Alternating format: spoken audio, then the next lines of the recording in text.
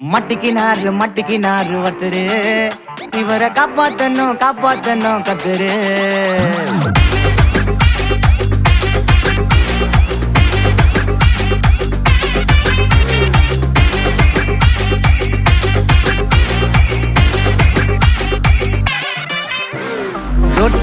road கடை குருமா